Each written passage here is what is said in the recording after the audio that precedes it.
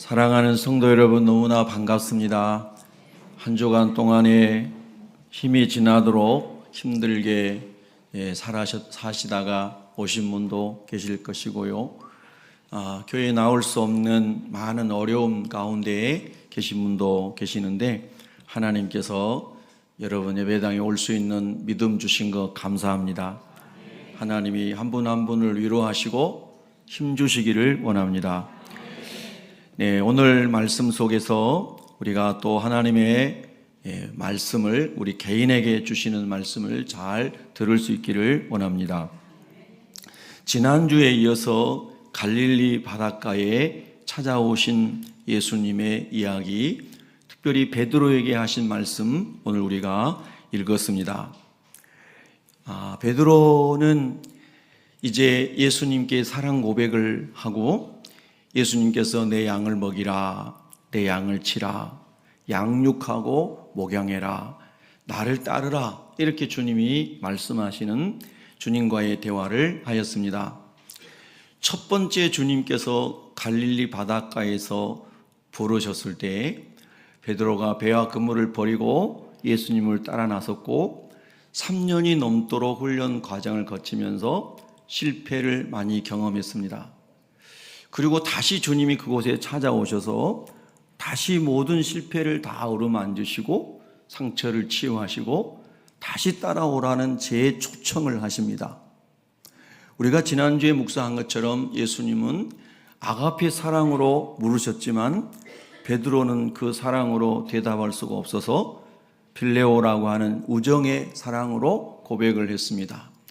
두 번째까지 예수님께서는 아가페 사랑으로 물으셨고 베드로는 계속 친구 간의 사랑으로 대답했습니다.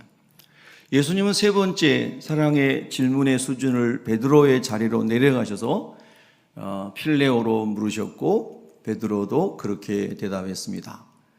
그 모습 그대로를 주님이 다 받아주시면서 우리가 흔히 이야기하는 것처럼 내 양에 차지 않지만, 내가 베풀어준 사랑에 미치지 못하지만 그러나 그의 고백을 그대로 받아주시면서 양을 맡기십니다. 즉 사명을 부여하십니다. 그때 베드로는 이런 생각이 들었습니다. 예수님이 많이 사랑하셨던 제자가 그 자리에 7명의 갈릴리 바닷가의 제자들 중에서 있었는데 그 사람이 요한이죠. 요한복음을 기록한 사람은 요한이고, 그래서 요한은 자기라고 얘기하지 않고 예수님을 사랑했던, 예수님의 사랑을 받았던 그런 제자 20절에 그렇게 표현을 하게 됩니다. 우리가 잘 생각해 보면 갈릴리 바닷가에서 고기 잡고 때로는 동업을 했던 이 베드로와 요한과 야고보, 이 사람들은 아주 절친한 사람들이었습니다. 그런데 그 절친한 사람들 중에서 특별히 베드로하고 요한하고 야고보는 예수님이 특별한 체험들, 특별한 장면들을 보여주셨죠. 그래서 아마 베드로는 예수님께서 순교자의 길이라고 하는 것을 예고하셨을 때에 요한도 같이 갔으면 좋겠다, 그런 마음이 들었을 수도 있고요. 또 요한은 정말 어떤 길을 가도록 하나님이 예수님 말씀하실까, 이런 궁금함도 있었던 것 같습니다. 18절에 보면은 내가 진실로 진실로 너에게 이르노니 베드로에게 내가 젊어서는 스스로 띠띠고 원하는 곳으로 다녔거니와 늙어서는 네 팔을 벌리리니, 이 팔을 벌린다는 것은 이제 네 마음대로 하지 못한다, 당시의 풍습에 의하면은 포박되고 결박당해서 자기 주권을 상실한 이런 표현이라고 하는 거죠. 내 팔을 벌리려니 남이 내게 띠띠우고 원하지 아니하는 곳으로 데려가리라. 이걸 두 가지로 생각해 볼 수 있습니다. 하나는 성령에 붙들려서 성령이 인도하신 대로 따라가는 영적인 삶, 또 다른 하나는 그 과정에서 핍박자들에게 붙잡혀서 재판을 받거나 어려움을 당하고 순교당하는, 그래서 마지막은 순교가 기다리고 있는, 이것을 우리가 두 측면에서 생각할 수가 있습니다. 그런데 예수님께서 지금 포인트를 두신 것은 너가 결박당하고 마침내 순교할 거라고 하는 것을 예고하신 겁니다. 그러니까 베드로는 첫 번째 주님이 부르셔서 3년 이상을 따라올 때는 순교자의 영성으로 따르지 못했지만 지금 주님이 말씀하신 이 말씀 속에서는 베드로 너가 순교자의 자리에 간다라고 하는 것을 말씀하셨을 때 깊이 생각했을 겁니다. 이제 내가 다시 주님을 따른다는 것은 순교를 각오해야 되는 것이구나, 이렇게 생각했을 거라는 겁니다. 실제로요. 그래서 그 길을 가려고 하니까 너무 두려웠겠죠. 또 혼자 가기보다는 자기와 같이 많이 동역했던 요한하고 같이 가고 싶었던 마음도 있었을 겁니다. 그래서 예수님, 저 사람은 어떻게 되겠습니까? 요한을 가리켜 이야기한 것입니다. 근데 이거를 좀 다른 각도에서 많은 주석가들이, 성경 주석가들이 주석을 했습니다. 저는 이런 측면에서 지금 방금 하나의 묵상거리를 이제 여러분께 나눴고요.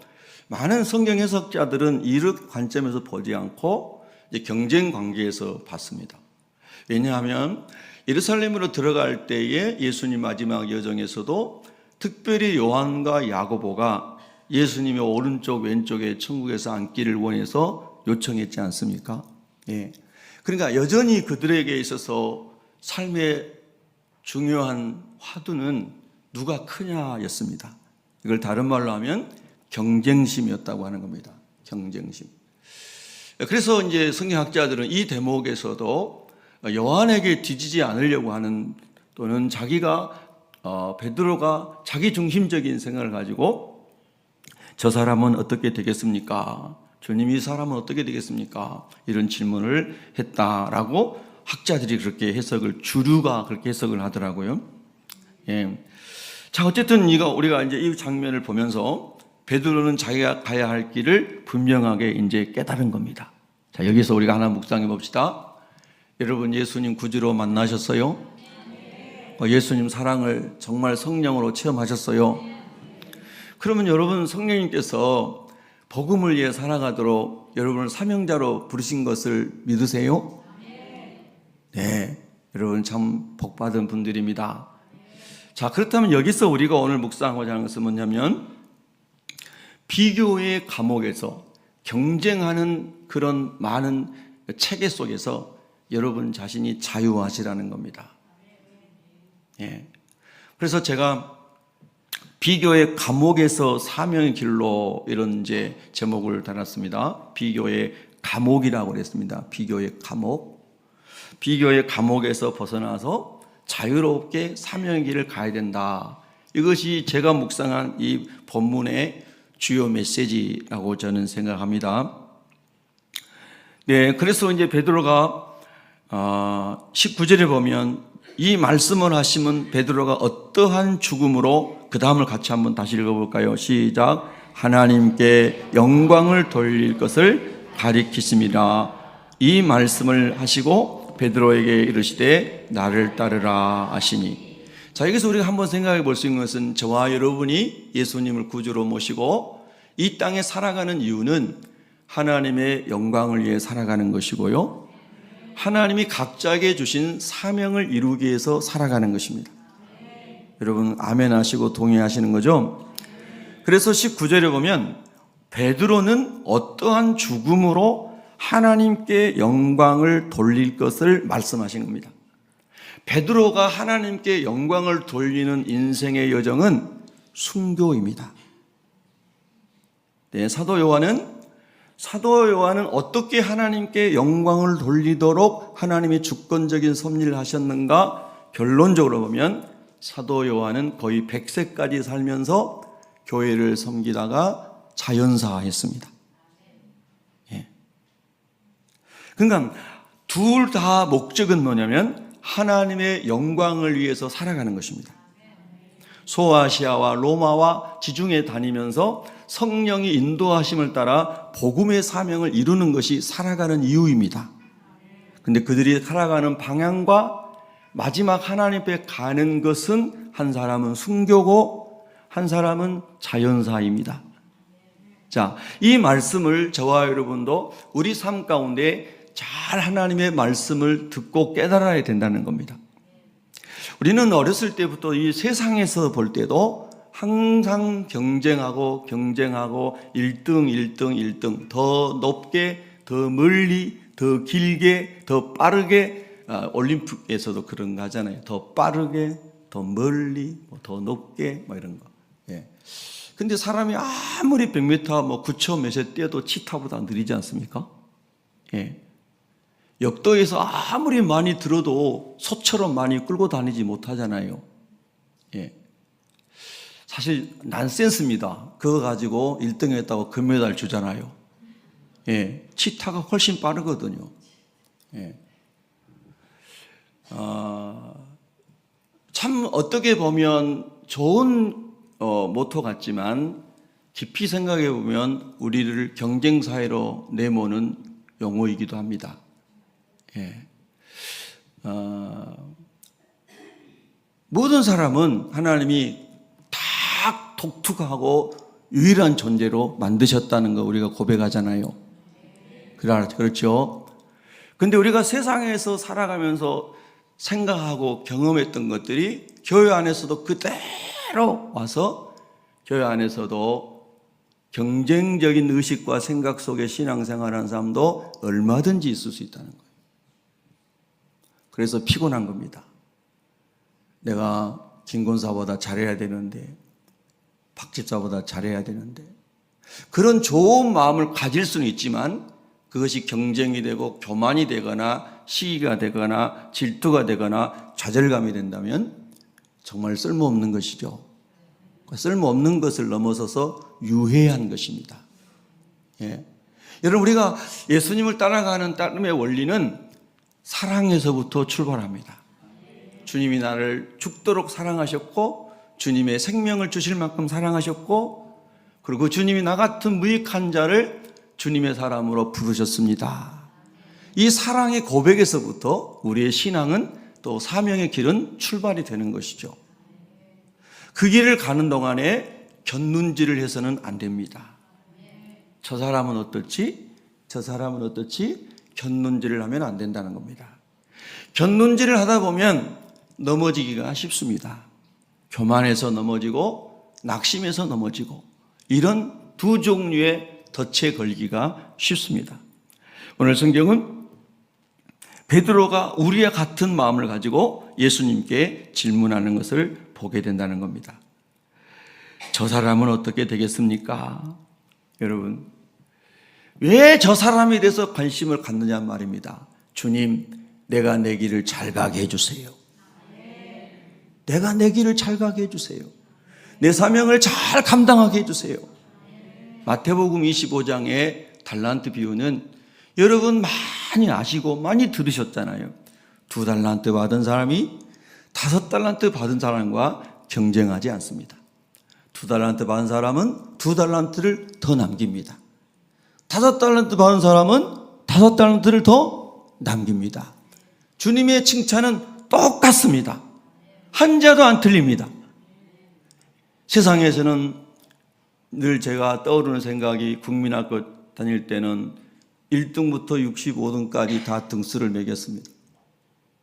보통 65명, 60몇 명 그랬잖아요. 한 학년에. 거기서 인생이 결정되는 거예요. 너는 인생이 65등이야. 너는 인생이 1등이야. 얼마나 잘못된 교육인지 모릅니다. 정말 잘못된 교육입니다. 예. 제가 이번 주 중에 어떤 사람을 만났습니다. 얘기하다 보니까 이분이 체육을 전공했더라고요. 근데 무슨 얘기하다 보니까 그분이 50 중반인 사람인데 대학 입시에서 3개 틀렸다고 그러더라고요. 예, 그러니까 뭐 저보다 한 5, 6살 밑에 사람인데 나이가 어린데요. 뭐 대학 입시에서 3개 틀렸으면 웬만한 대학 학과 다 갔지 않나요? 예. 그래서 체육학과를 나왔다고 그래서 제가 궁금해가지고 그 체육학과를 하셨어요? 물어봤더니 체육이 좋아서 했대요. 행복한 사람인 겁니다. 아멘 별로 안 하시네요. 예. 그 정도면 의대 가지 무슨 체육학과를 갔냐.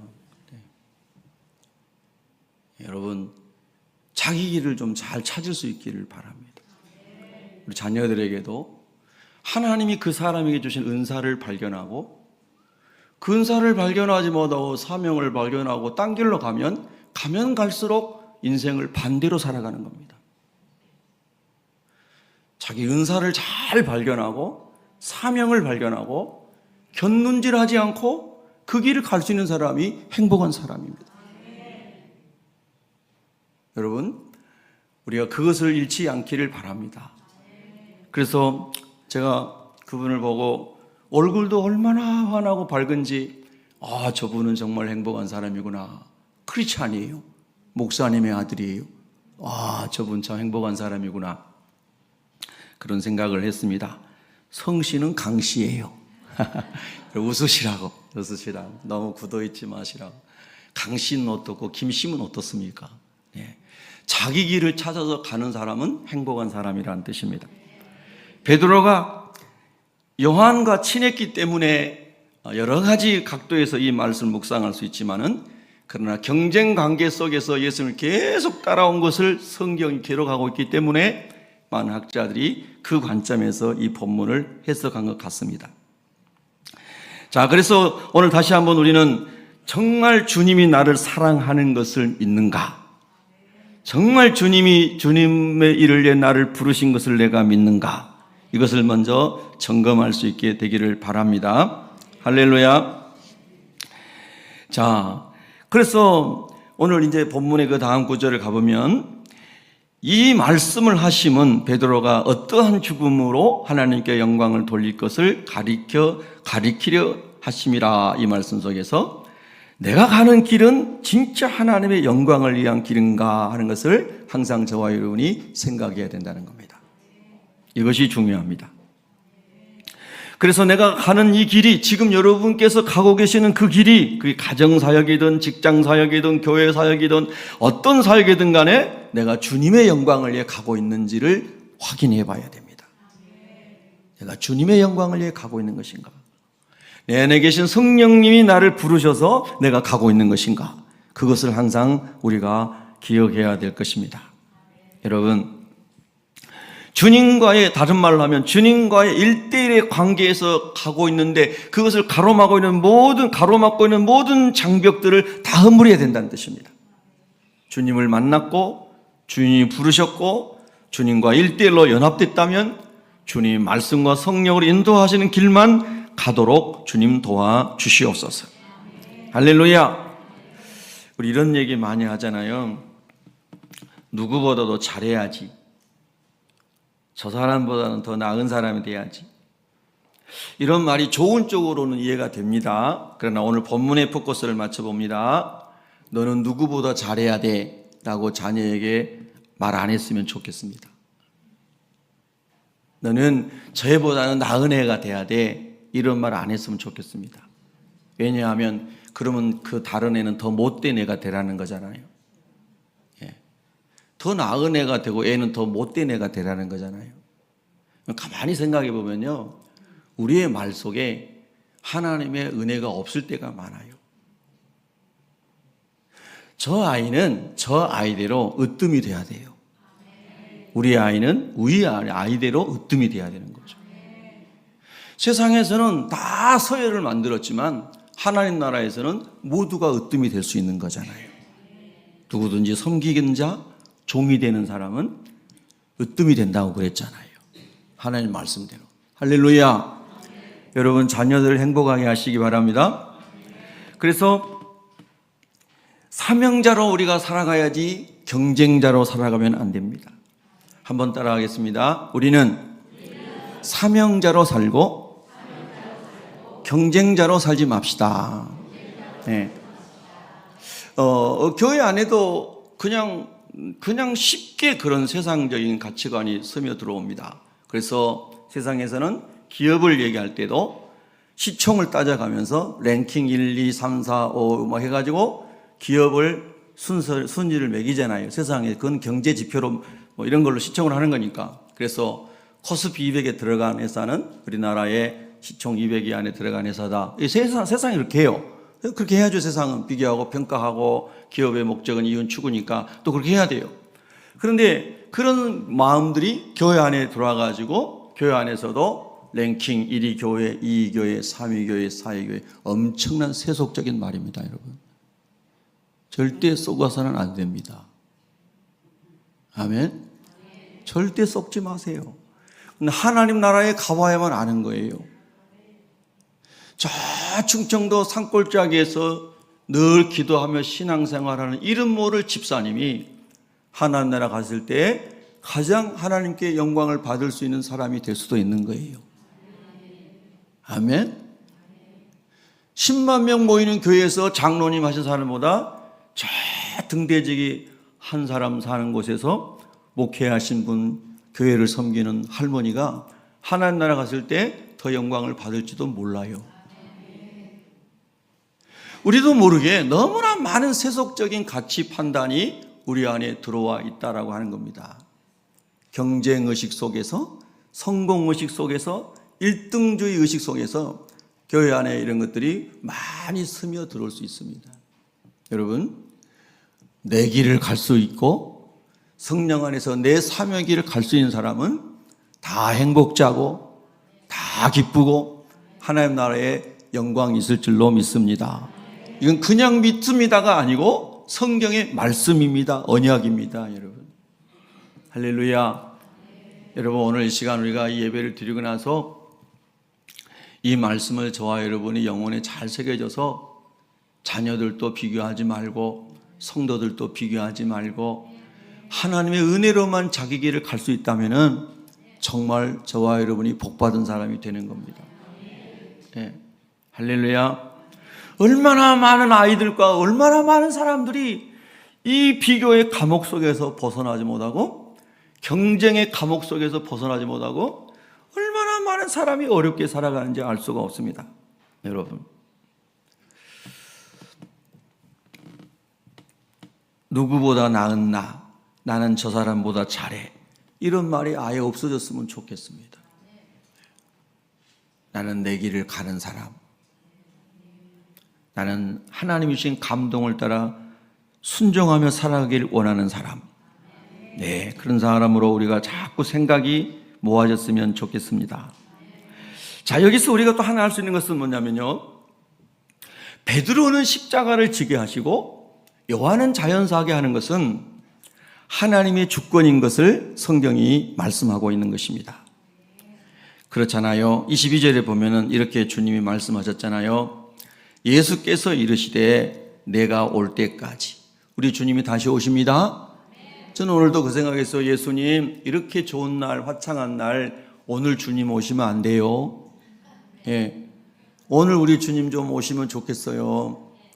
정말 제가 오전에, 지금도 오전인가요? 이른 아침에 이렇게 그런 생각을 했습니다. 주님, 오늘 날이 참 좋아요. 오늘 우리 주님이 오시면 좋겠어요. 예. 여러분의 소망도 예수님의 다시 오심에 있죠? 천국에 들어가는 것이 있죠? 근데 항상 마음 한켠에는 주님 빨리 오시면 좋겠어요 하면서도 마음 한켠에는 아직 예수님 믿지 않는 사람들을 생각할 때 아직 아닌 것 같아요. 이 두 마음이 자꾸 교차해요. 구원받은 저와 여러분 자신을 생각할 때는 주님이 지금이라도 오시면 좋겠어요. 여러분도 그러세요? 아닌 것 같은데요. 예. 근데 정말로 구원받지 못한 우리 성도님들의 가족들, 여러분, 우리 남편을 위해서, 누구를 위해서 기도하시고 이렇게 써가지고 기도 제목 내시고 이런 분들 보면 주님 아직은 좀 참아주세요. 아직 전도할 사람이 많이 있습니다. 예.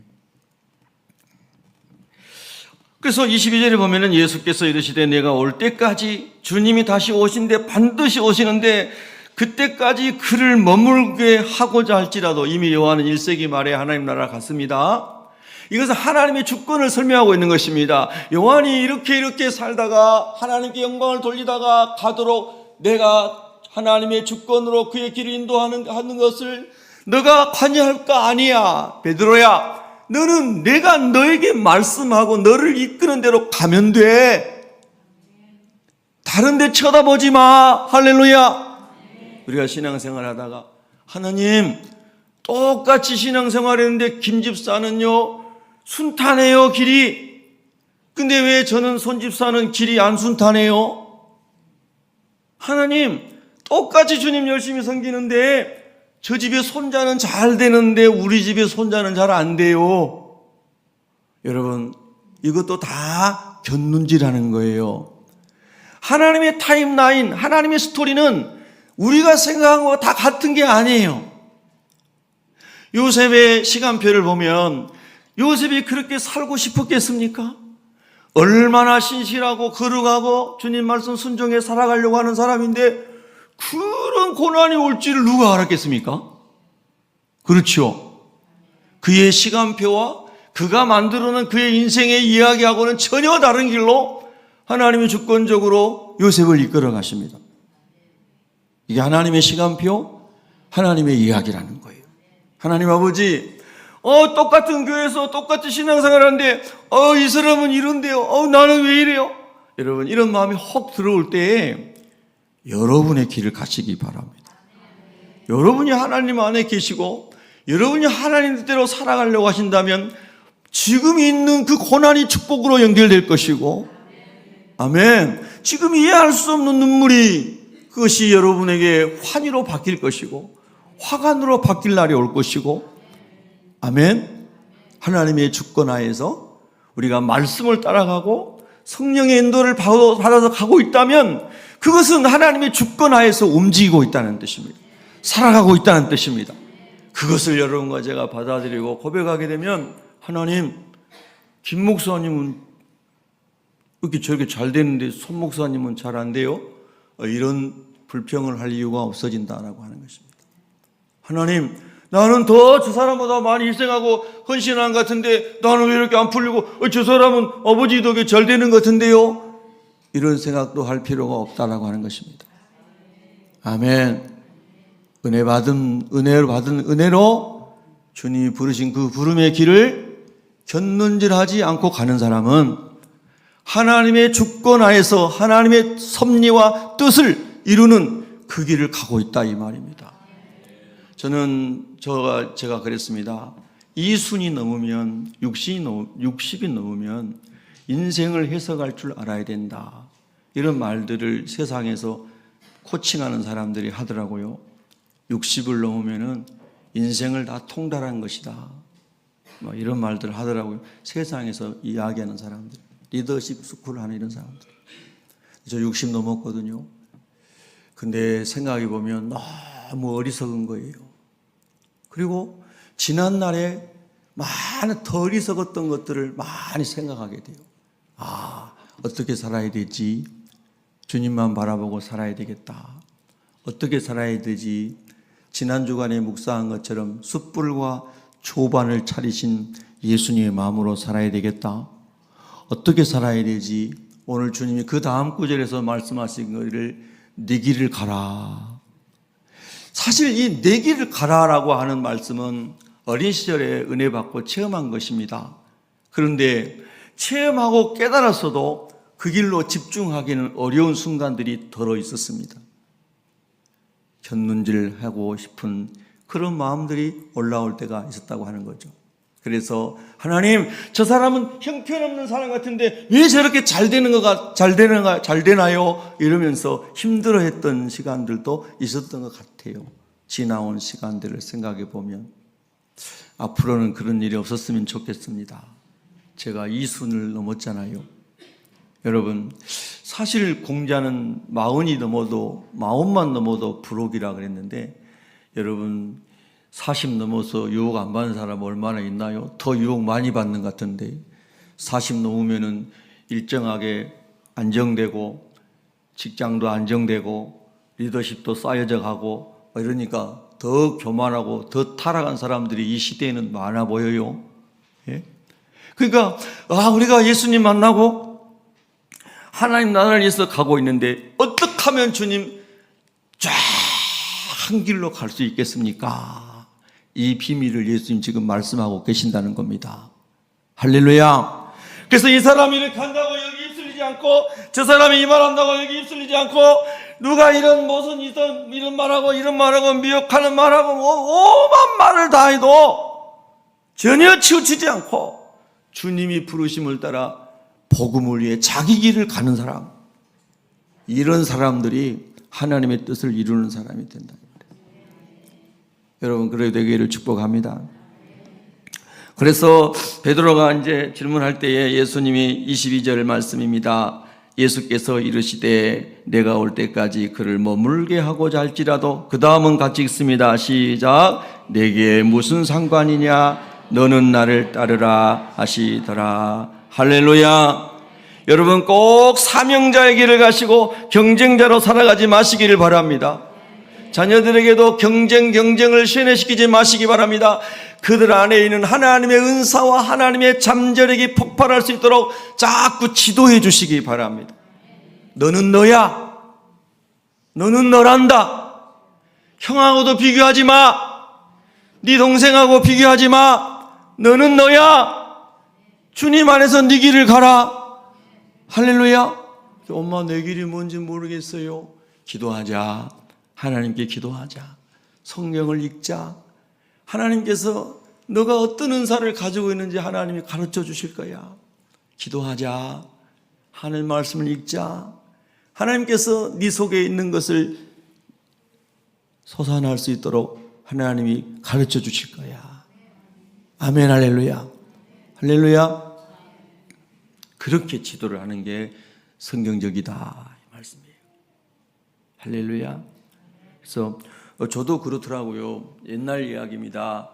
저는 뭐 이렇게 막 숫자에 막 민감하고 이런 목사는 아니었거든요. 지금도 마찬가지 그렇게 살고 싶고요. 그래서 뭐 최근에도 그랬지만 뭐 이렇게 주변의 교회도 성도님도 보내고 전도하다가요 만나면 막 그랬는데, 사람들 만나면은 막 몇 명 뭐예요?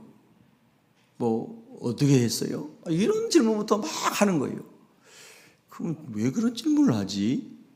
성공주의에 찌들려 있는 사람들인 거예요. 경쟁주의에 찌들려 있는 거예요. 몇 명 모여라고 물어보는 게 아니라 주님을 잘 따라가고 계세요? 주님의 성령의 음성을 잘 순종하고 계세요? 여러분, 이런 질문들로 바뀌면 어떨까요? 할렐루야. 키가 작은 아이한테 야, 너 키 150밖에 안 돼? 이런 말 왜 해요? 그런 말 왜 합니까? 180이 할 수 없는 일을 150 아이만 할 수 있는 은사를 그 아이에게 하나님 주신 거예요. 여러분, 등소평 평전 읽어보셨어요? 등소평이 키가 190이죠? 또 정신없이 아멘 하는. 예. 여러분, 어쨌든 세계를 이끌어갔던 이렇든 저렇든 간에 많은 인물들 보면 키가 작은 사람 많았어요. 나폴레옹도 작았잖아요. 그죠? 저도 작아요. 웃으시라고 한 거예요. 그게 다 하나님이 각자에게 주신 것이 있는데 왜 우리는 그런 사고에 찌들어 있을까? 여러분, 거기서 해방되면 자유합니다. 기쁘게 갈 수 있습니다. 그것이 너와 무슨 상관이냐? 한번 다시 따라합니다. 그것이 너와 무슨 상관이냐? 예. 그래서 하나님이 이끄시는 하나님의 주권 하에서 순종하고 살아가는 사람이 복 있는 사람입니다. 주기철 목사님의 유명한 말은 일사각오입니다. 한번 따라할까요? 일사각오. 죽음을 각오하고 예수님 따라간다는 거예요. 여러분, 제가 여러분 간증했잖아요. 주님 종 되겠습니다 하고 6학년 때 성령세를 받고 서원을 했는데요. 그래서 쭉 그 길로 가려고 했어요. 고등학교 유학을 왔어요. 고등학교 1학년 때인가 학교에서 외국 영화를 보여줬는지 모르겠는데 하여튼 학교에서 보여줬어요. 저 높은 곳을 향하여. 주기철 목사님 순교 영화입니다. 그 학교는 미션 스쿨도 아니었는데 하여튼 어때 왜 보여줬는지 모르겠습니다. 그래서 왔는데 주기철 목사님께서 나무 송판에 못이 다 이렇게 나와 있는 그 위로 못을 받고 걸어가시는데 발등까지 못이 툭툭 튀어나오는데 다시 그 발을 뽑아가지고 옮겨서 가시는 거예요. 볼 수가 없어요. 눈을 가리고 울었어요. 볼 수가 없어요. 저 높은 곳을 향하여 찬송을 부르면서 가요. 그때 산정교회 성도들이 옆에서 줄 서가지고 그 찬송을 같이 부르면서 다 울어요. 여러분, 그 어려운 때 일제강점기에 그 순환을 겪으면서 그 길을 가실 때에 그 사모님, 오정모 사모님이 막 격려하고 기도하고,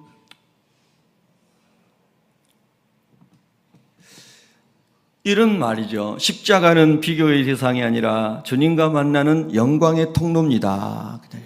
한번 따라 할까? 십자가는 비교의 대상이 아니라 주님과 만나는 영광의 통로입니다. 예. 누구의 길도 비교하지 마세요. 여러분이 주님을 따라가고 있다면은, 나에게도 그런 길을 주님이 허락하셨다면은, 여러분에게 이런 길을 허락하셨다면은, 주님 만나는 영광의 통로가 이것인가요? 주님께 가고 주님께 들림받고 주님 앞에 올라가는 이 마지막 영광, 나는 주님의 영광을 위해 존재하는 사람인데 영광의 통로가 순교인가요? 사도 요한처럼 자연사인가요? 누구처럼 도마처럼 톱에 잘려 죽는 순교인가요? 많은 이야기들이 선교 역사에 있습니다. 주만 바라보지 않았다면 그런 일은 일어나지 않았습니다. 주님만 바라보지 않았다면 그런 순교의 영성은 생길 수가 없습니다. 네가 무슨 상관이냐? 너는 나를 따르라. 여기에 자유함이 있습니다. 진짜 자유함이 있습니다. 지금 엘리야 이야기는 여러분에게 많이 소개해 드리는데 또 소개해 드리고 싶어요. 아우카 부족에게 갔던, 대학을 수석으로 졸업한 진 엘리엇은 운동도 잘하고 리더십도 있어서, 야, 이 사람은 정치가가 되면 훌륭한 사람이 되겠다. 다들 주변에서 대단한 지도자가 될 거야. 근데 하나님의 성령께서 미전도 종족인 아우카 부족에게 글을 보낼 때에 기도하고 갔습니다. 근데 거기에 도착했을 때 해변에서 선교하고 그 사람들이 예수 믿고 막 이러기 전에 그 사람들의 창에 찔려서 순교했습니다. 그래서 미국의 뉴스에 대서특필됐다고 합니다. 저런 어리석은 죽음이 어딨나? 저런 젊은이가 저렇게 똑똑하고 전도 유망한 청년이 왜 저렇게 바보처럼 가서 죽나? 저런 어리석은 낭비가 어딨나? 그렇게 일반 신문에서 보도를 했다고 합니다. 근데 그가 남긴 일기에 보면, 짐 엘리엇의 일기에 보면, 영원한 것을 얻기 위해 영원하지 못한 것을 버리는 자는 바보가 아니다. 언론들과 사람들이 그를 바보라고 비웃을 때에 바보가 아니다. 나는 영원한 것을 위해서 내 생명을 버린 것이다. 하나님께 드린 것이다. 할렐루야. 누구하고도 비교하지 않았죠. 자기보다 공부를 좀 못한 아이들이 세상에서 성공하고 유명한 정치인이 되고 경쟁이 되고, 그는 아무 상관할 바가 아니었습니다. 하나님이 자기의 부르신 부르심을 따라 가고 있는 것입니다. 할렐루야. 그렇죠. 그것이 참 축복이죠. 나중에 보니까요, 베드로의 서신 중에는 인내와 견딤, 오래 참음을 많이 강조합니다. 사도 요한의 서신은 은혜와 사랑과 진리를 많이 강조합니다. 그래서 이 두 사람은 성령 세례를 받은 다음에 사도행전 2장 이후에 3장에 보면 여러분이 잘 아시는, 둘이 기도 짝꿍이 돼가지고 성전에 가서 제9시에 기도를 드립니다. 얼마나 친했으면 나중에 둘만, 다른 제자들하고 둘만 다니면서 중보기도 했겠죠. 기도해요. 그래서 성전 미문에 앉은 안전병이를 나사렛 예수의 이름으로 베드로가 손을 잡아서 일으킬 때 요한이 거기 있었습니다. 할렐루야. 오늘도 우리 주님께서 병든 자를 일으켜 주시기를 바랍니다. 묶인 자를 풀어주시기 바랍니다. 여러분, 예수님이 여기 계심을 믿습니까? 두세 사람이 내 이름으로 모인 그곳에는 나도 그들 중에 있느니라. 믿음으로 항상 예배를 드리시기 바랍니다.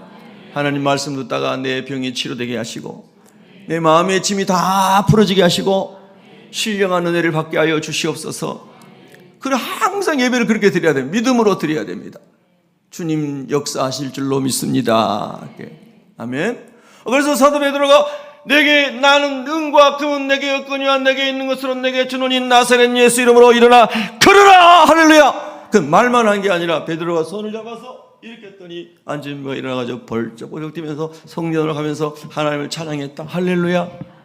그렇게 여호와과 함께 동역했습니다. 그런데 이제 다음에 보면은 여호와는 아시아를 중심으로 에베소 교회를 중심으로 열심히 복음을 가르치고 전하다가 도미티아누스 황제 시절에 체포당해서 지중해 밤모섬에 유배되어 있다가 풀려나서 다시 에베소에서 마지막 여정을 복음으로 섬기다가 자연사하고 천국에 갔는데, 베드로는 지중해 저 서쪽에 로마까지 가가지고 거기서 십자가에 거꾸로 순교했다. 전혀 다른 마지막 영광의 문을 통과하게 된 것입니다.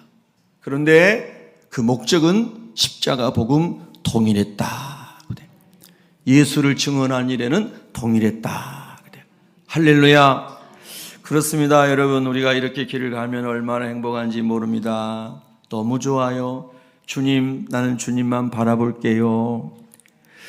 네, 주님, 남이 어떻게 되든 상관하지 않겠습니다. 오직 저에게 주어진 십자가를 지고 저만의 길을 묵묵히 가겠습니다. 주님 한 분이면 충분합니다. 그런 고백인 거예요. 제가 이렇게 기도하고 하는 선교사님 한 분이 항상 그 전도 편지, 선교 편지나 이런 데 보면은 그런 문장을 많이 쓰시더라고요. 주님 한 분이면 충분합니다. 그 다음에 자기 인생이 마쳤을 때 예수님만 남아있기를 원합니다. 그렇게 하더라고요. 예수님만 남아있기를 원합니다. 내가 가진 모든 것 다 주를 위해 쓰고 내 삶의 모든 영광과 모든 커리어는 다 예수님으로만 채워지기를 원합니다. 그런 고백이거든요. 여러분, 그 길을 가려고 할 때 얼마나 시험과 유혹이 많겠습니까? 얼마나 많겠어요. 멀리 있는 사람뿐만 아니라 가까이 있는 사람도 얼마나 그를 흔들고 유혹하겠습니까? 그러나 오늘 주님이 베드로에게 말씀하시는 이 말씀이 그분들에게 임했기 때문에 지금도 선교지에서 인생 전체를 바치고 계시고, 오늘 저와 여러분도 그 길을 가라고 주님이 말씀하신 줄로 믿습니다. 기도하겠습니다.